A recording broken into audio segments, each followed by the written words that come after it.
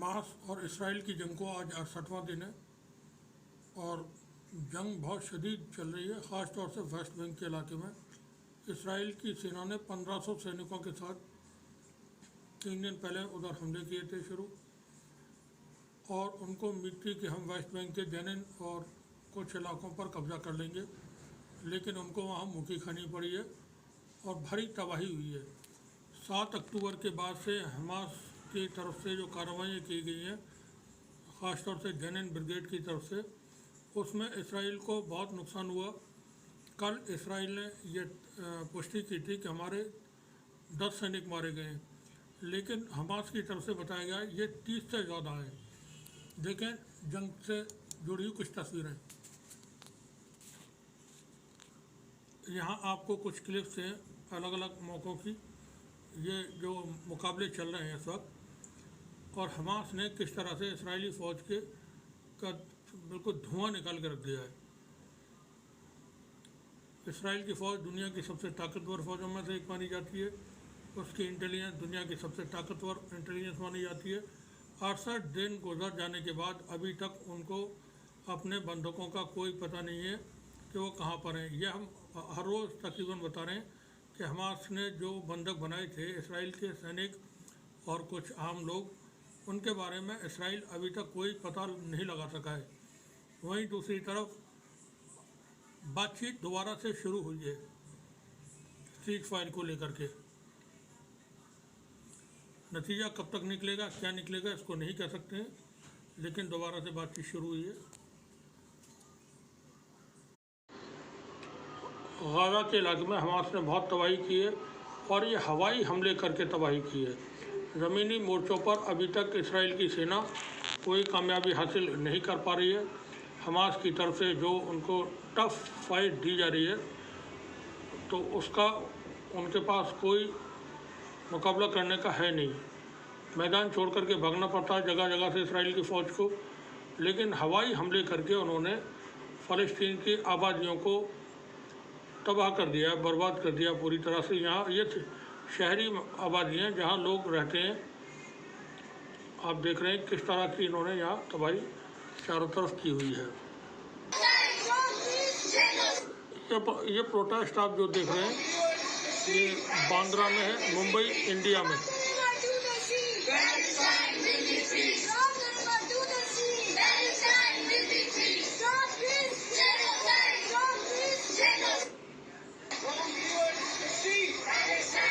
लोग नारे लगा रहे हैं, स्टॉप प्लीज जेनोसाइड। भारत के मुंबई के बांद्रा में ये प्रोटेस्ट हुआ है इसराइल के ख़िलाफ़। यहाँ कुछ झलकियाँ देखेंगे आप इस वीडियो में। ये हमास की तरफ से की गई कार्रवाइयों के वीडियो हैं जो उन्होंने इसराइल की फ़ौज के ख़िलाफ़ अलग अलग मकाम पर की है। देखें, टैंक उड़ा दिया गया।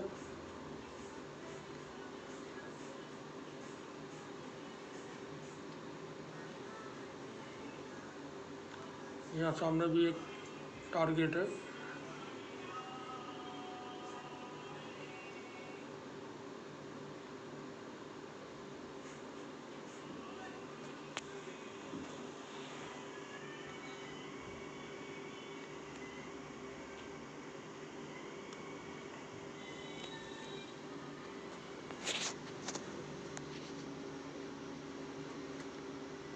बहुत ही घमासान का रन चल रहा है इस वक्त।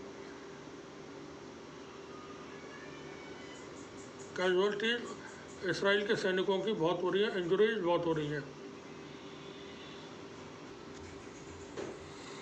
यहाँ पर आप देखेंगे वीडियो में, ये यहूदी लोग प्रोटेस्ट कर रहे हैं इसराइल के ख़िलाफ़। अच्छा, नारे जो लगा रहे हैं वो हम आपको सुनवाते हैं, क्योंकि वीडियो हमने म्यूट किया हुआ था।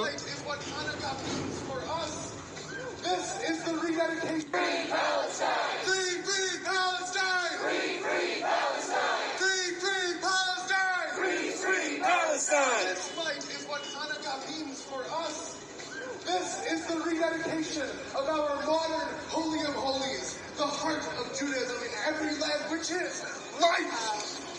We are declaring it in the windows of our houses. We are declaring it here in the streets. And as we take to the streets, we declare that we need lasting. हज़ारों लोग यहाँ पर मौजूद हैं और वो फ़लस्तीन के हक़ में बात कर रहे हैं। ये जो लोग यहाँ मौजूद हैं, बता दें एक बार फिर से, ये सभी यहूदी हैं, ज़ायनिस्ट नहीं है, मगर यहूदी हैं जो प्रोटेस्ट कर रहे हैं फ़लस्तीन के हक़ में और सीज़ फायर के हक़ में। वही बता दें आपको कि इसराइल के प्रधानमंत्री के प्रवक्ता ने कहा है कि सीज़ फायर हम नहीं करेंगे, सीज़ फायर सिर्फ़ और सिर्फ हमास के हक़ में है और हम इस तरह का कोई सीज़ फायर नहीं करने जा रहे हैं। वहीं अमेरिका की तरफ से भी इस बार पहली बार इसराइल को चेतावनी दे दी गई है कि जंग को आप किसी तरह से इसको ख़त्म कर लें और हम आपके साथ नहीं खड़े हो सकेंगे अगर ये जंग लंबी चलती है, क्योंकि अभी सिर्फ़ और सिर्फ हमास के साथ जंग हो रही है। इस जंग में कोई भी बड़ा पार्टनर शामिल डायरेक्टली नहीं हुआ है। अगर जंग थोड़ा सा इसका दायरा बढ़ता है तो फिर चीज़ें डिस्टर्ब हो जाएंगी, क्योंकि यमन के हूतीज़ ने इस वक्त नाक में दम कर दिया है अमेरिका और इसराइल का। वो किसी भी वक्त रेड सी से गुजरने वाले जो इसराइली ओनरशिप के शिप हैं उनको पकड़ के ले जाते हैं।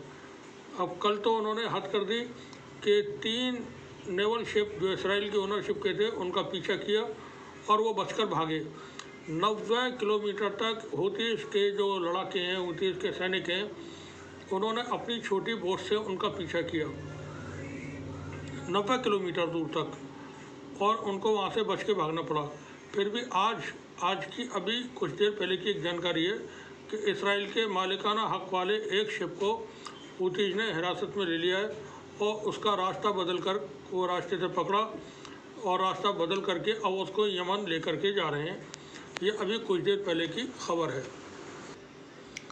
यहाँ मस्जिद में एक इसराइली सैनिक घुसा हुआ है और वो मस्जिद के माइक से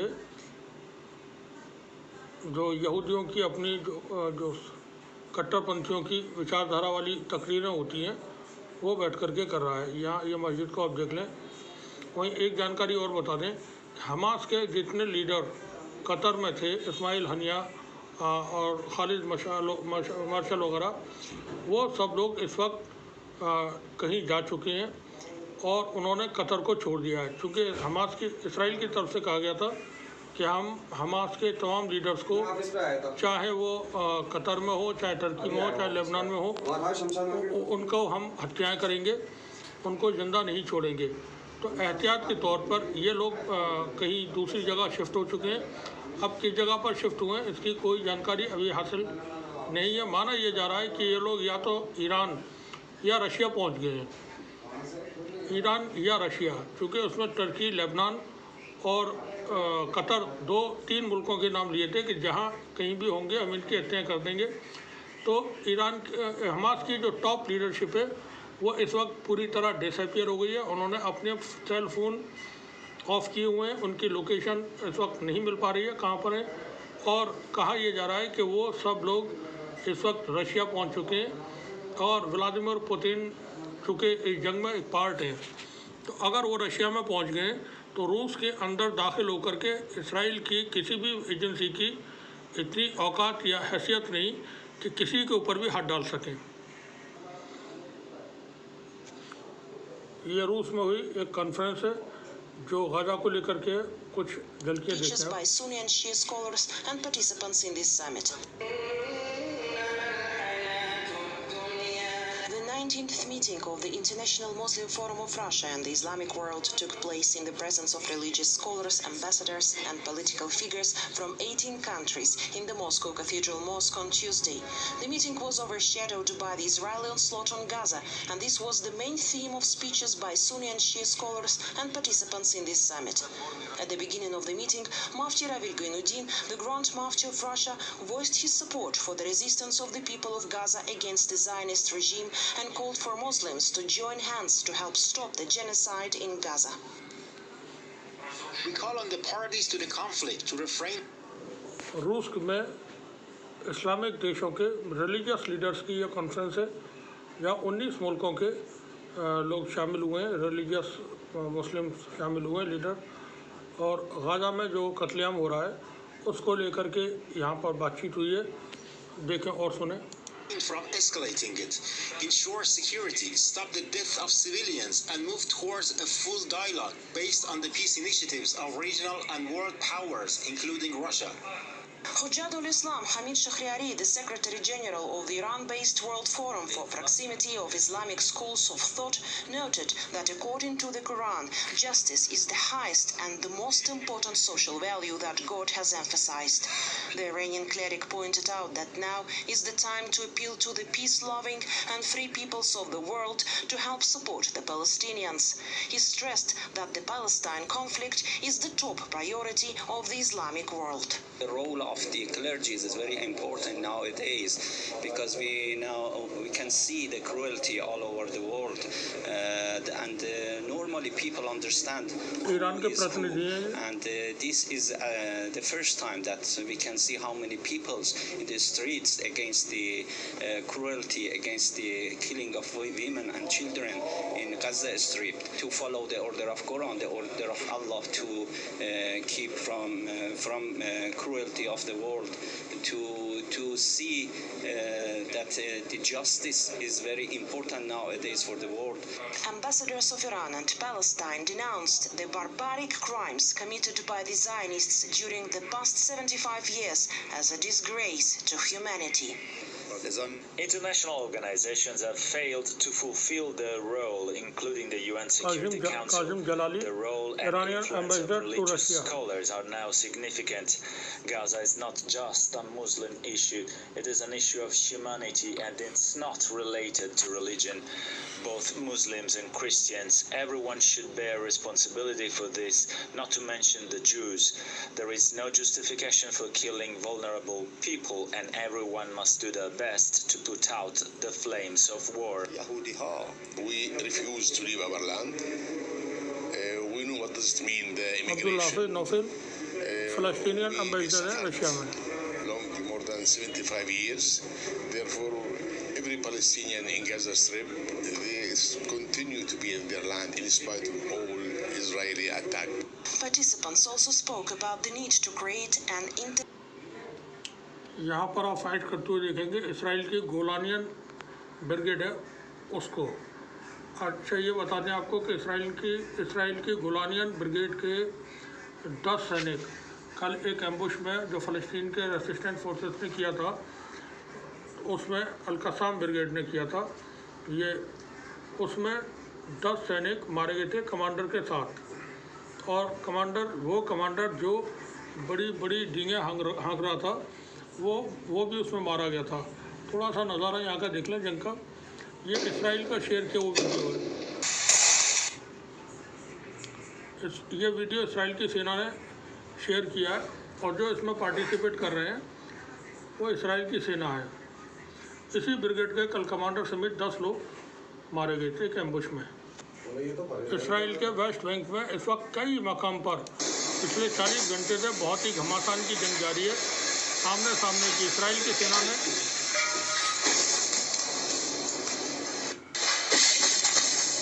इसराइल की सेना ने जेनिन के मकाम पर ड्रोन हमले भी किए, उसमें कई सारे लोग जख्मी हुए। वहीं जेनिन के ही इलाके में हमास के जो अल-कसाम ब्रिगेड है उसने इसराइल के करीब 3 दर्जन सैनिकों को मुकाबले में जख्मी कर दिया है, और तकरीबन 13 सैनिक वहां इसराइल के मारे जा चुके हैं।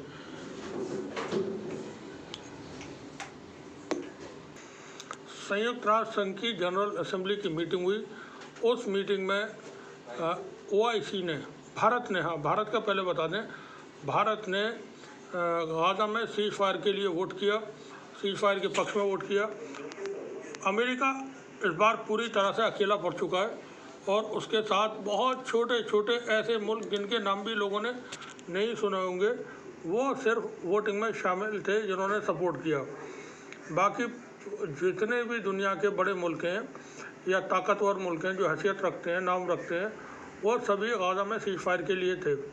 तो भारत ने भी इस वोटिंग में सीज फायर के पक्ष में वोट किया था, यानी अगेंस्ट इसराइल वोट किया था।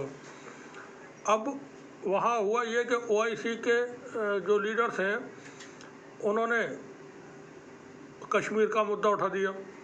उन्होंने 370 पर जो भारत की पार्लियामेंट से, वो भारत के सुप्रीम कोर्ट से फैसला आया है 370 को लेकर के, ओआईसी के मुल्कों ने, जिसमें 72 मुल्क शामिल हैं, ओआईसी प्लस में 72 मुल्क शामिल हैं, उन्होंने एक तरफा भारत के सुप्रीम कोर्ट के फैसले को गलत करार दिया और एक तरह से उसको कंडेम किया।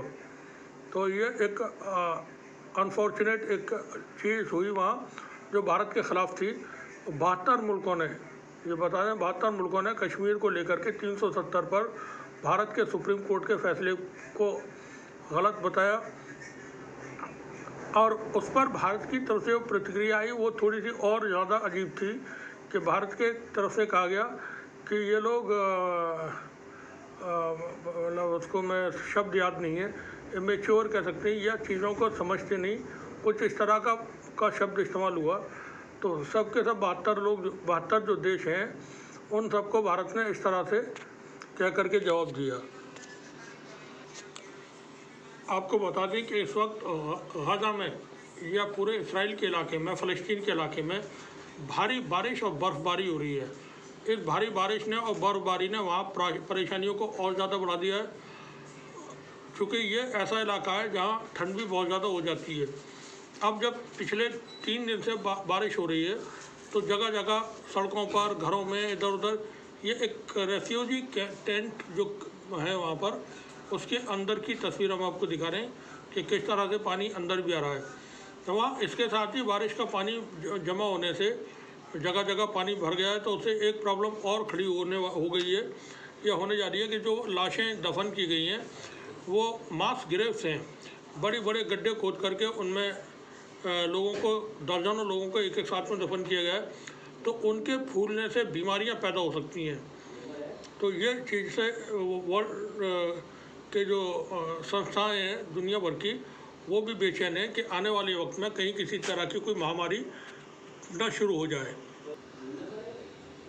मैदानी जंग का ये वीडियो और देखें आप, किस तरह से तबाही चारों तरफ हो रही है। ये वेस्ट बैंक का वीडियो है बीती रात का, जहाँ इसराइल की सेना ने ड्रोन हमले किए।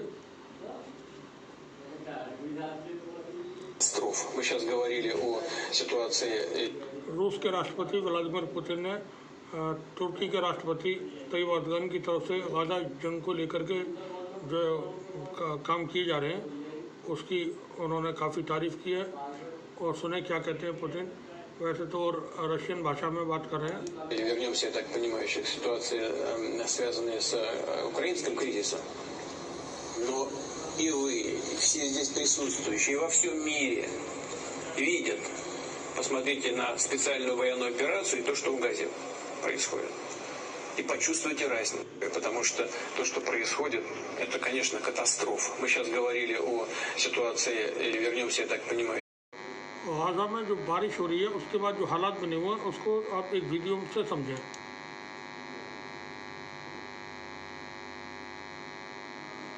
और दुआ करें फ़लस्तीन के लोगों के हक़ में कि वहाँ हालात बेहतर हों और जंग का ख़ात्मा हो।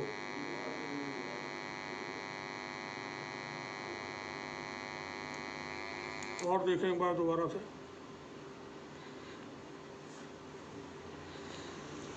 कितने मुश्किल हालात हैं। यहाँ जो बीमार हैं उनको एम्बुलेंस से लाया गया और एम्बुलेंस भी आधी डूबी हुई है।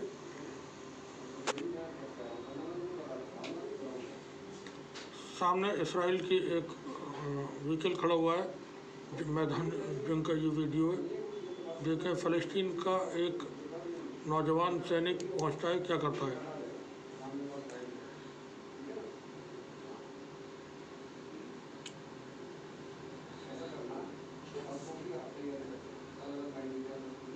यहाँ गोलियों की तड़ातड़ आवाज़ें आ रही हैं।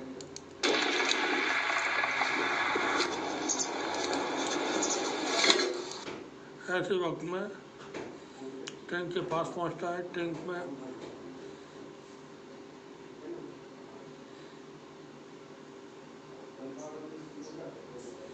तो इसराइल की जो सेना खुद को बहुत बहादुर और बहुत ज़्यादा वो बताती है कि हमारी इंटेलिजेंस ऐसी है वैसी है, तो आप इस वीडियो को देख कर के अंदाज़ा लगा सकते हैं कि हमास के रीच में सब कुछ है।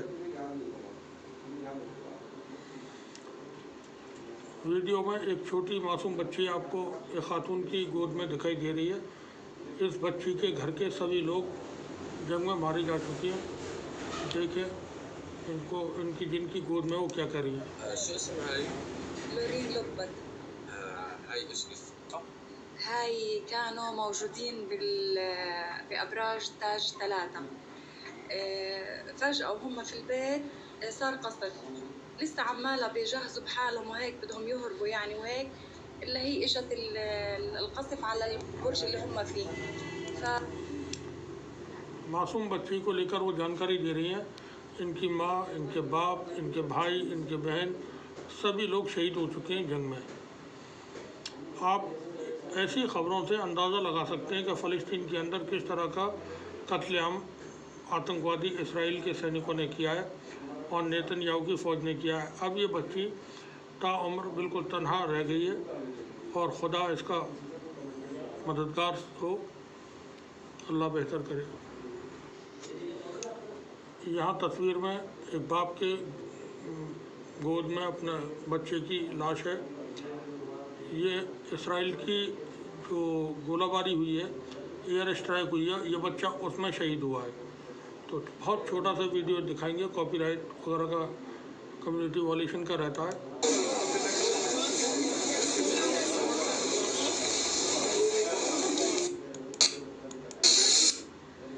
आप देख सकते हैं कितने दुखी परेशान ये हैं। अल्लाह ऐसा वक्त न लाए किसी के साथ भी। ये वीडियो जेनिन के रेफ्यूजी कैंप का है। यहाँ देखें, इस रेफ्यूजी कैंप को ये संयुक्त राष्ट्र संघ की निगरानी में चलता था। इस पर इसराइल ने एयर स्ट्राइक की, उसके बाद यहाँ जो तबाही हुई है वो आप सीधी तस्वीरें देख सकते हैं। चारों तरफ से धुआं उठा हुआ है, अंधेरा छाया हुआ है और आग लगी हुई है जगह जगह पर।